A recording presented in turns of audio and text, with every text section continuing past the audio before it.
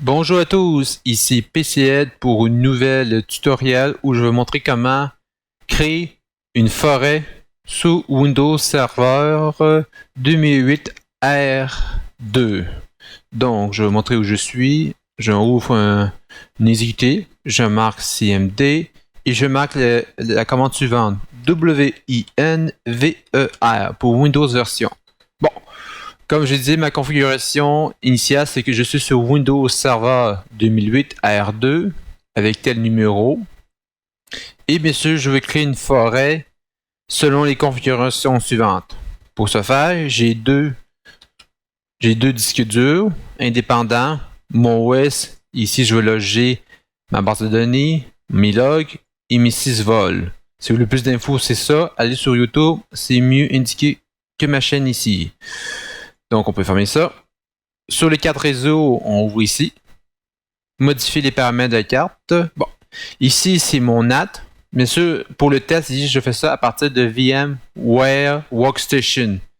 Bon, ça, c'est du... Bien sûr, on le voit ici, c'est du Network Adapter NAT, du réseau partagé, où on voit la configuration. Ça, on n'a pas vraiment d'importance. C'est seulement si vous voulez avoir Internet. Le plus important, c'est ici. Ma deuxième carte réseau, qui est sur du VM0, vous devez rappeler que vous êtes sur du VM0 parce que si vous faites vos tests à l'intérieur d'un VMware Workstation et que les autres ne sont pas sur du VM0, vous ne serez pas à pigner ce serveur-là. Ce serveur-là a ces propriétés-là, propriétés TCP/IP4, a ces configurations-là. 10, 21, 24, 1, 255, 00, 10, 21, 24, 24. Alors, on peut fermer ça. Ça, c'est ses configurations. Et bien sûr, ça, c'est son adresse IP. Bien sûr, moi, j'ai fait aussi un petit serveur DNS pour qu'il puisse renvoyer sur mon autre serveur qui est sur du 2012. Il est dernier, 127.0.0.1, qu'on appelle aussi le localhost, c'est-à-dire à lui-même, qui est ici. Mais pour l'exemple ici, on va juste prendre en note cette adresse IP-là. On peut fermer ça. Et on peut tester, par exemple, chez un client qui a bien sûr cette configuration-là avec ses cartes réseau, modifier les paramètres de la carte réseau. Ici, c'est son Internet et son VM0. On voit ici VMNet0 pour que mes clients puissent rejoindre mon domaine que je vais créer, une forêt. Vous êtes obligé d'avoir cette configuration-là. C'est-à-dire que l'IP, il peut avoir ce qu'il veut, mais on est sur un sous-réseau de 255.255.255 ou /24. Les derniers numéros ici peuvent à votre choix. Et bien sûr, son DNS renvoie sur l'un des deux serveurs. Le seul qui est actif pour le moment, c'est celui-là, le 10, 21, 24, 1. Alors, si on regarde ici, mon serveur, il est sur le 1. Je fais un petit test de ping pour voir si je suis capable de lui parler. .24.2. On a ici le statut que oui. TTL pour dire time to leave. Si vous avez ça, c'est bon signe. Bien sûr, au préalable, vous devez aussi, dans la vidéo 0, je vous explique comment bien assurer à partir des ordinateurs complètement sans configuration, comment que tout le monde puisse se parler. Il faut entrer dans les pare-feux, mais c'est dans la vidéo 0 que je vous montre ça. Ici, c'est une vidéo un petit peu plus avancée où ces réglages-là sont déjà établis. Donc, on revient ici et on va créer bien sûr une forêt sur Windows 2008 R2. Pour faire cette commande-là, vous devez bien sûr ouvrir démarrer et marquer la commande suivante. DC PROMO, c'est-à-dire DC promo. DC pour domaine contrôleur, promo pour promouvoir. Alors vous avez ici le fichier en question, vous cliquez dessus et le démarrage part. Alors on a la fenêtre, vous pouvez faire une utilisation avancée si vous êtes administrateur. Nous pour le tutoriel, c'est pas vraiment nécessaire. Alors on fait suivant. Bon, il nous explique nanana, plein d'infos. À tête reposée, vous pouvez lire ça. Suivant. Nous, on peut choisir deux options. Dans une autre vidéo, je vous montrerai comment les deux options qui peuvent s'offrir à vous. On peut soit une forêt existante, c'est-à-dire on peut se joindre à un domaine qui existe, ou la créer. Nous, on veut la créer. Alors, on fait créer un domaine dans une nouvelle forêt. On fait souvent, et le nom qu'on va lui donner, ça va être fictif. Je sais pas moi, dt3adrsdml.co.edu. Alors, on prend cette info-là, on fait suivant. Là, il vérifie la disponibilité du nom de cette forêt-là pour voir si elle est disponible. Alors, on va attendre un petit peu cette configuration-là. Pendant ce temps-là, je vais vous montrer aussi comment mon ordinateur il est configuré à partir du gestionnaire de tâches de Windows. Pour avoir ce menu-là en raccourci, vous faites CTRL SHIFT ESCAPE et il vous apparaît cette fenêtre-là qui s'appelle le gestionnaire des tâches de Windows. Alors, on peut aller dans Performance et voir comment mon ordi est configuré. Bon, j'ai deux sockets et deux sockets virtuels et deux réels. Donc, au total, j'ai 4 CPU. Je pense qu'ils vont, je sais pas par cœur, je pense qu'ils vont jusqu'à 3 GHz chacun. Pour la RAM, j'ai 4 GB. Ok. Ça, on peut mettre ça plus tard. Bon. On arrive ici dans le niveau de forêt, le niveau fonctionnel de la forêt. C'est-à-dire, quand vous créez une forêt, quel Windows serveur autre peut se joindre à ce domaine-là. Donc, sa plus petite branche. On sait qu'ici, la branche la plus récente, c'est bien sûr du Windows Server 2008 R2. Donc, la plus élevée, c'est celle-ci. Mais la plus basse, c'est du Windows 2000. Et comme cette vidéo est faite à partir de 2016, je vous déconseille de prendre Windows 2000. Mais c'est possible. Mais pour la démonstration ici, on va prendre la forêt le niveau fonctionnel de la forêt la plus basse sera du Windows Server R2. C'est-à-dire, si j'ai un autre serveur qui veut se joindre à ce domaine-là et qui est sur 2000, ça ne marchera pas. Alors, on va prendre Windows Server R2. On fait suivant. Là, il va analyser la configuration DNS, c'est-à-dire ce que je vous ai montré tantôt. À partir, ouvrir le centre de réseau partagé, modifier les paramètres, et j'ai deux cartes. Une Internet, une mon LAN, c'est-à-dire à l'intérieur de ma machine qui ne peut pas aller à l'extérieur. Et ça, vous le configurez selon ce que vous avez besoin. Et je vous dis d'avance que ici, il va me générer un code d'erreur parce que un DNS, quand vous créez une forêt, il doit être sur du LAN. Mais l'ordinateur ne sait pas lequel de ces deux cartes réseau-là est le LAN. Donc, pour la suite des choses, on va désactiver une des cartes pour forcer que le LAN se fait ici. Vous n'êtes pas obligé de vraiment la désactiver, mais pour la bien faire, on va la désactiver quand le message va apparaître ici. Alors, pendant cette manipulation-là, je vous rappelle, bon, ce serveur-là, l'OS, il est sur un disque dur de 50 GB et l'autre sur 20 GB pour mon disque dur second. C'est les configurations. Ça, on peut le laisser attendre. Et aussi la commande ici, DC Promo. Bien sûr, la manipulation que je fais ici, elle peut aussi se faire en ligne de commande. C'est-à-dire, si vous avez, par exemple, 2000 Windows Server 2008 R2 et vous voulez configurer soit une forêt ou soit joindre un domaine, tout ça peut se faire en ligne de commande avec un seul script pour ces 200 machines avec, bien sûr, l'exécutable qui s'appelle DC Promo. Bien sûr, pour le trouver, vous pouvez soit aller ici, écrire DC PROMO, vous l'avez, ou soit vous pouvez, bien sûr, un raccourci clavier, Microsoft logo plus R et marquer DC Promo. Ça va vous donner la même affaire, mais déjà en cours de discussion. Alors, c'est les configurations. J'ai acheté une petite info pour les administrateurs pour qu'on puisse d'emblée jeu voir les configurations. Pendant que ça se fait, je peux vous montrer qu'est-ce que j'ai fait. On peut fermer ça. À partir, on va ouvrir un explorateur de fichiers avec Microsoft E. Je vais voir si ça se fait en parallèle. Je vais faire ça en parallèle pour montrer des petites astuces ou des petites configurations personnelles. Dans le disque C, j'ai allé sur Internet, ça s'appelle Desktop Info version 151. ou ceci démarre ceci. Et comme je veux qu'il démarre à chaque fois, alors je fais encore Microsoft R.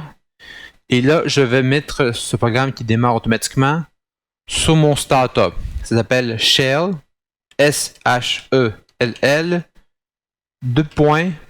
commun. Ça veut dire que si d'autres personnes se loguent sur cet ordinateur-là, il va toujours apparaître ce logo-là. Mais si vous voulez justement qu'il apparaisse juste pour vous, en tant qu'administrateur, vous écrivez seulement Shell, Startup. Comme ça. Vous faites Enter.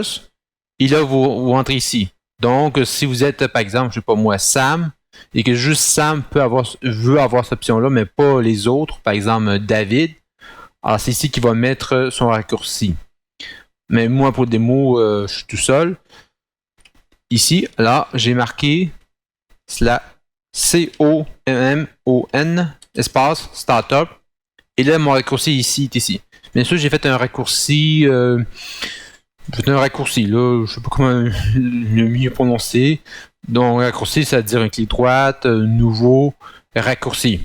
Ici, on regarde comment est fait un raccourci. Il faut juste donner où il est ciblé. Il est ciblé sur mon C, desktop 151, desktop info exécutable. Tout simplement. Alors, à chaque fois que l'ordi va démarrer, il va démarrer ce logiciel-là pour tous les utilisateurs qui se connectent. Pas juste pour l'administrateur. Bon, comme je vois que le DNS, le DNS, ça peut être un peu long. Alors, je vais faire une démo au moment que le DNS va être fini ou va m'apparaître un message d'erreur à cause de ma carte réseau. Il ne sait pas c'est laquelle qui est le LAN ou Internet. Alors, je vais faire une petite pause pour accélérer le processus. Bonjour, ici PCEd. Nous sommes de retour dans l'analyse du DNS. Et là, il nous apparaît le message suivant. Options supplémentaires pour le contrôle domaine. Sélectionnez des options supplémentaires pour ce contrôleur de domaine. Bon, on prend les paramètres par défaut et on va faire suivant. Il m'apparaît un message d'avertissement. Je vais vous aller rapidement. Cet ordinateur possède une ou plusieurs adresses IP attribuées dynamiquement. Comme j'expliquais un peu plus tard précédemment, c'est que l'ordinateur ne sait pas, à partir de ma carte réseau qui est ici, laquelle est le LAN et laquelle n'est pas le LAN. Bien sûr, on peut s'en foutre un peu. Mais pour une bonne pratique, il faut désactiver celle qui est de l'Internet et juste celle qui est du LAN. C'est-à-dire l'IP que vous avez mis. Moi, je sais que c'est lui qui est mon Internet. Alors, on fait juste désactiver. Là, voici, il va changer. Le 192 va disparaître pour tomber seulement sur du 10, 21, 24.21. Alors ici, on peut faire soit oui, je m'en fous, les deux cartes vont rester activées, ou je peux faire non et refaire la manipulation suivante. Là, il va réanalyser la configuration DNS. Si vous voulez avoir plus d'infos sur DNS, allez sur Google. C'est très sommaire, mais au moins, ce sera plus efficace. Bon, il est impossible de créer une délégation pour ce serveur DNS car la zone parente faisant autorité est introuvable ou n'exécute pas le serveur DNS Windows. Si vous procédez à l'intégration, bon, là, en gros, il y a toujours une délégation DNS, comment ça configure. C'est normal qu'il vous apparaisse ce message-là, vous faites juste voulez-vous continuer? Oui. Bon, là, on va mettre nos fichiers suivants. Ces fichiers-là, bien sûr, c'est les bases de données, les fichiers journaux, ou en anglais les logs, et les sysvols. Si vous voulez avoir plus d'infos sur le sysvol, vous pouvez cliquer ici ou aller sur Internet. Et par bonne habitude, on met ces fichiers-là sur les disques durs indépendants du OS, c'est-à-dire celui de mon data que j'ai préconfiguré, ou que par défaut, il n'y a rien à l'intérieur. Alors, ma base de données, je vais mettre dans BD. Mes logs, je vais les mettre dans log. Et mon sysvol, je ne sais jamais à quoi ça sert. On met là-dedans. Là, on fait suivant. Mais sûr, vous devez mettre un mot de passe pour ce domaine-là. Lui, ça va être un administrateur du domaine qui peut être, on pourrait dire maître et slave, c'est-à-dire un, c'est le principal, les autres, c'est des secondaires. Lui, pour l'exemple ici, c'est le principal. Le compte administrateur de restauration des services d'annuaire est différent du compte administrateur de ce domaine. Attribue un mot de passe au compte d'administrateur qui sera utilisé lors du démarrage. On met un mot de passe pour les admins du domaine. On a créé un domaine qui s'appelle bien sûr DT3 ARL. Alors, on met mot de passe. Vous pouvez mettre le même mot de passe que vous avez mis pour votre administrateur. Ah, aussi, si vous créez un Windows serveur et qu'au début, vous n'avez pas déjà établi vos mots de passe, vous êtes obligé de mettre un mot de passe pour le compte administrateur. Alors, moi, pour l'exemple, je vais mettre le même mot de passe administrateur de cet ordinateur-là et l'administrateur du domaine où ils ont le même mot de passe. Suivant. Ici, il nous propose un script en DC Promo. C'est-à-dire que si vous avez 3000 machines, 3000 Windows Server configurés ou d'autres, vous pouvez tous se faire cette commande-là de façon en ligne de commande avec un seul script. Alors, il nous montre comment, avec la configuration précédemment, comment la faire. Alors ici, il me propose de l'exporter si je dois le faire sur d'autres machines pour ne pas refaire cette manipulation-là. Pour l'exemple ici, je ne le ferai pas, mais c'est possible.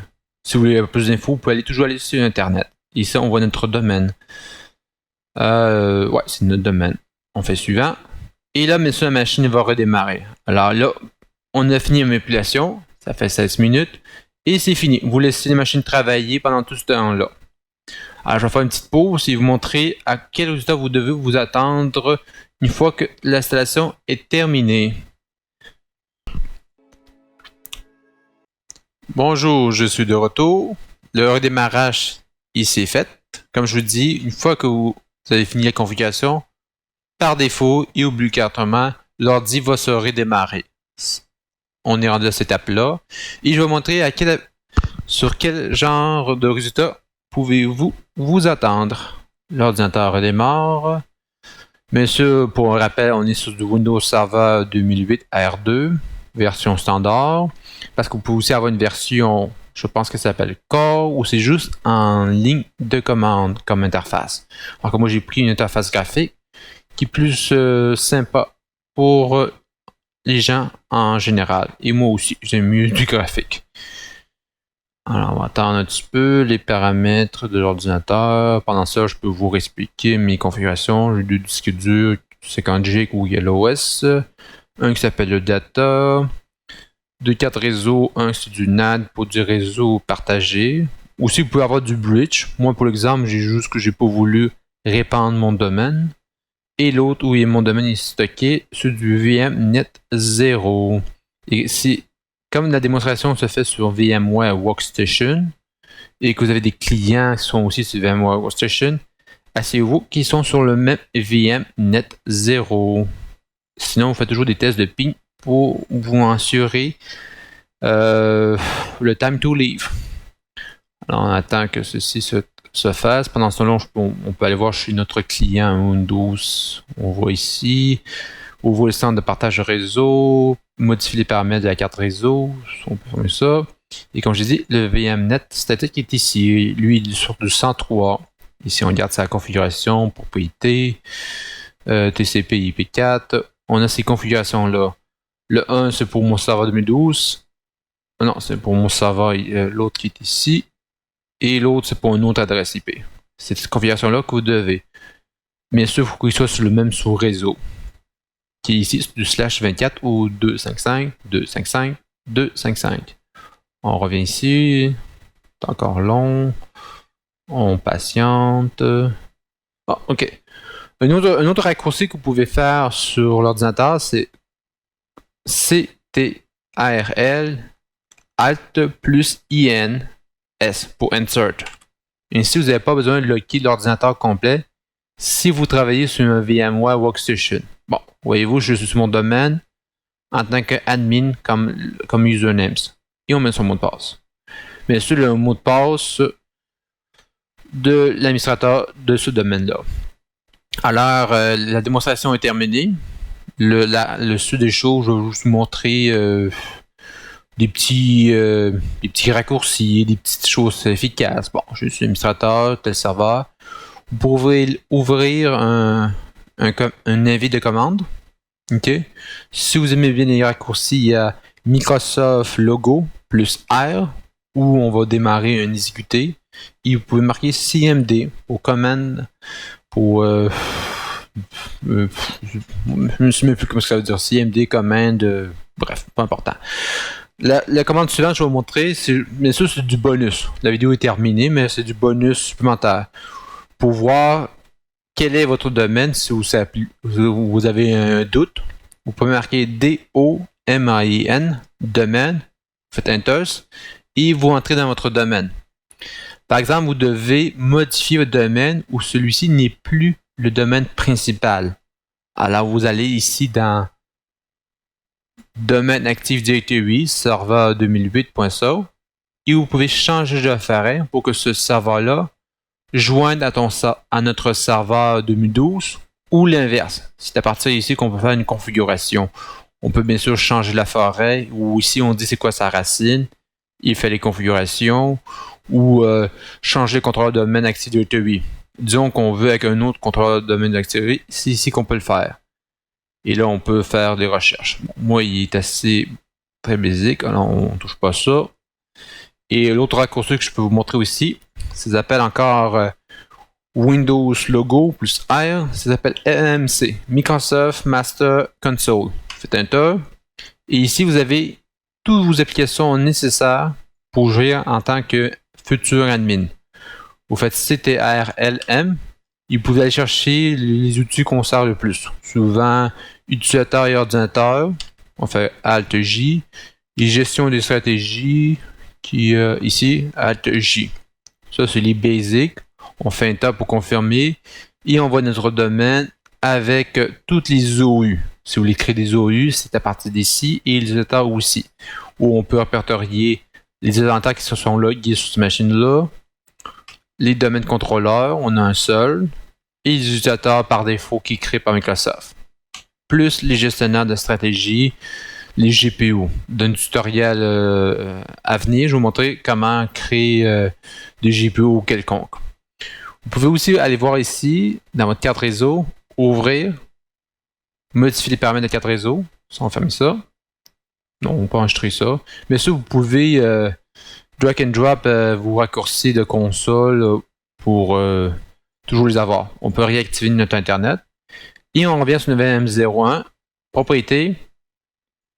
Je ne sais pas si vous vous rappelez, par défaut, j'avais mis 10.21.24.1 et l'autre 2. Et parfois, il va me changer ça. C'est un peu normal. Alors, il faut juste assurer que si cet ordinateur-là doit communiquer avec l'autre serveur, vous devez le remettre ici, ou je peux le créer ici, c'est pas vraiment d'importance. L'ordre, oui, ça peut avoir un certain délai, time to live, ça peut jouer un petit peu sur ça. Pour des bonnes pratiques, on le remet sur du 10.21.24.2. 2 étant mon Windows Server 2012 et 1 étant lui-même. Et son local host, c'est le 127.0.0.1. 127.0.0, ça fait référence à son IP à lui-même. Et son IP à lui-même, c'est 10.21.24.1. On fait juste confirmer. Quand vous créez une forêt, des fois ça peut changer ça. Alors faites juste vérifier ici. Faites confirmer. Et le tutoriel est fini. Si vous avez d'autres infos, d'autres suggestions à me faire, il n'y a pas de souci, me laissez un commentaire et n'oubliez pas de vous abonner à ma chaîne. Merci beaucoup et bonne journée à vous. Bye!